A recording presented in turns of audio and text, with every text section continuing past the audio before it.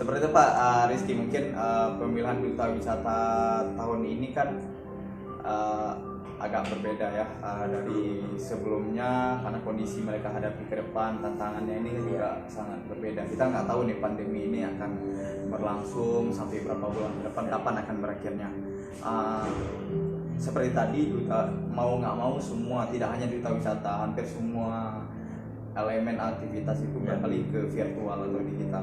Duta wisata sendiri seperti apa? Ada nggak kita di sini menekankan para finalis ini supaya mereka mungkin sangat khatam lah dalam dunia digital? Ya, itu memang sudah menjadi catatan penting yang disampaikan juga pada saat materi kemarin setelah pembukaan oleh Kadis Dinas Pariwisata Banda Aceh. Yang ditekanin atau yang ditegasin ke mereka dituntut untuk lebih memikirkan bagaimana bisa menyesuaikan dengan kondisi yang seperti ini. Artinya mereka harus memikirkan cara-cara yang mempromosikan wisata itu dengan cara virtual, dengan cara kreatif di sosial media seperti itu. Artinya mereka dituntut untuk bisa lebih mengupgrade atau meningkatkan kapasitas mereka di bidang digital. Jadi memang betul-betul kemampuannya itu harus ada. Berarti materi juga lebih di dominan materinya. Ya. Kemarin disisip oleh materi bagaimana mempromosikan wisata di tengah pandemi dari pemateri tentang kepariwisataan. Nanti ada lah istilahnya, memang tips-tips lah, dan ada peralihan materi nih. Kalau mungkin fokusnya secara langsung di lapangan. Kalau ini kita lebih ke bagaimana mengajak atau mengkampanyekan atau mempromosikan wisata itu secara virtual. Sekarang table manner tuh nggak terlalu penting karena memang nggak ada acara yang aja ya. Emang yang mana dituntut bisa. Kalau dulu bagaimana sih cara ketemu langsung kan? Iya. Kalau sekarang bagaimana bisa bagus di depan kamera. Di depan kamera, kemudian juga visual ya. Mungkin kalau dulu mereka itu cuma tampil, istilahnya cuma tampil sebagai orang yang mengisi konten di dalam, tapi sekarang mereka juga harus bisa menciptakan bukan lagi menjadi subjek tapi mereka objek. Jadi bukan jadi orang yang cuma tampil di dalam, tapi mereka yang memikirkan bagaimana itu.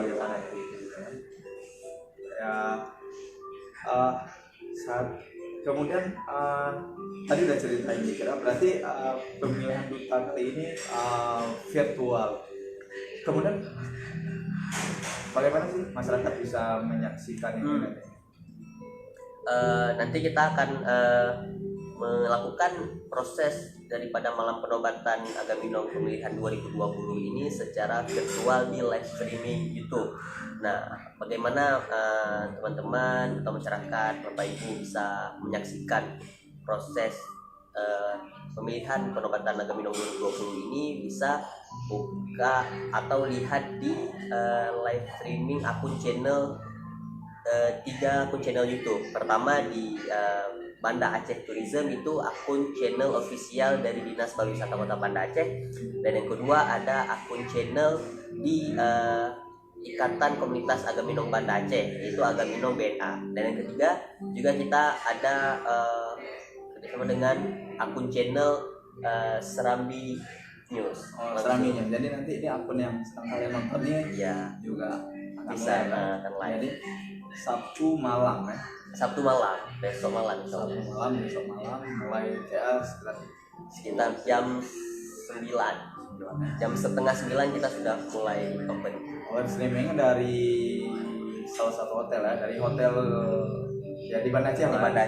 Nanti tapi walaupun kalian tahu hotelnya juga nggak bisa masuk kalau jadi cukup dinonton, karena itu memang dibatasi, tidak boleh ada supporter yang nonton secara langsung, hanya finalis dan kru saja dan kakak-kakak seniornya panitia. Ini berarti apalagi kita yang mungkin perlu netizen nih tahu nih, netizen Facebook nih tahu soal data mungkin ini di sejak awal tahun lalu berarti banyak itu sesuatu yang udah disusun yang kemudian gagal. Seperti apa sih, mungkin diceritain, ada nggak sesuatu yang SMA atau Rizky yang udah menyusun sesuatu yang besar kemudian gagal gitu?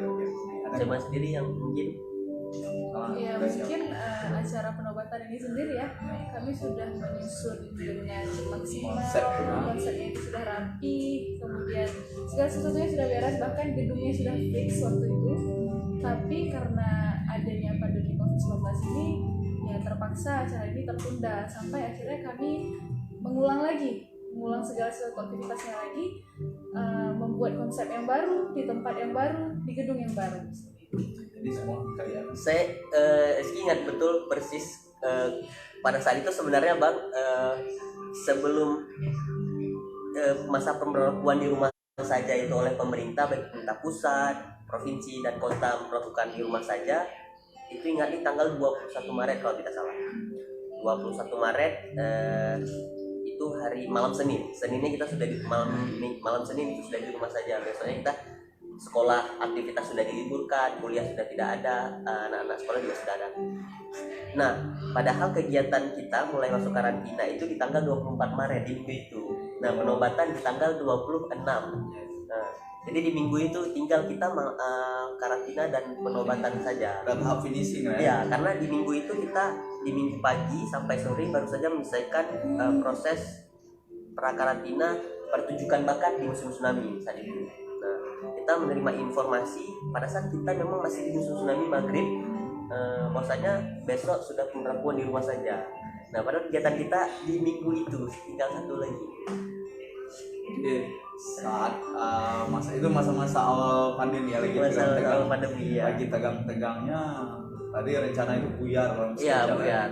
Tiba-tiba kita harus ditunda segala macam sampai belum tahu kapan, berjuang ini harus segera tetap ditutasin lah, karena proses prakarantina sudah berjalan, tinggal penobatan saja kan.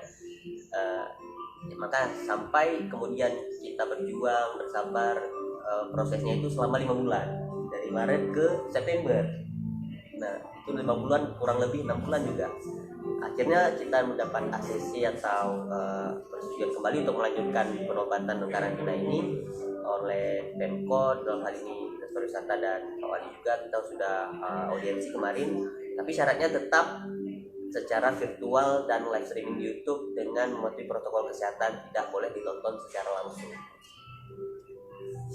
Nah, sebenarnya banyak tadi, salah satu yang kita tangkap memang semua elemen itu bisa terdampak lah aktivitasnya karena COVID ini. Salah satunya juga di dunia pariwisata, khususnya mereka ini para duta wisata juga, misalnya seperti putus kaki ya, istilahnya tidak bisa melangkah banyak, kemudian alhasil mereka beralih semua aktivitas itu ke digital. Otomatis kan di awal tahun mungkin banyak program, banyak rencana yang sudah disusun, tapi kemudian gagal, termasuk pemilihan Duta Wisata 2020 yang harus mundur waktunya itu hampir 3 bulan ya sekarang berarti. 5 bulan dari Maret ke September, awal September berarti 5 bulan lebih. 5 bulan ya. Tapi sebenarnya tidak kalau kita bilang vakum juga ternyata tidak terlalu vakum.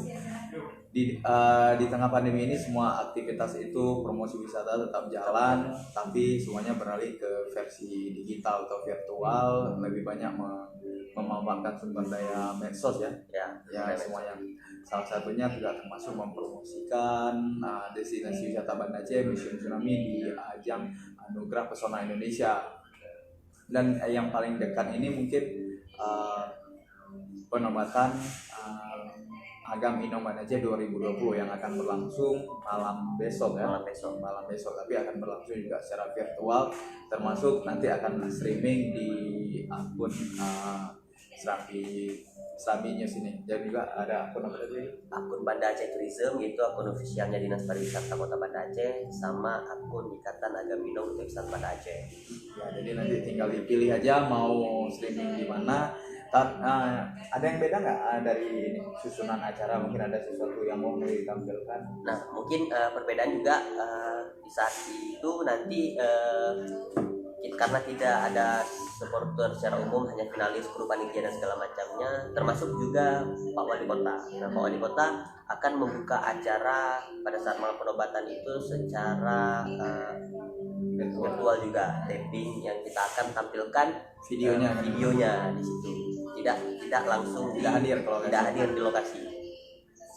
Berarti itu tetap ada yang berbeda. Mungkin nih tingkat kegugupan peserta mungkin agak berkurang. Kalau istilahnya tensinya itu berkurang. Atmosfer karena ditonton langsung dengan tanpa penonton yang berbeda.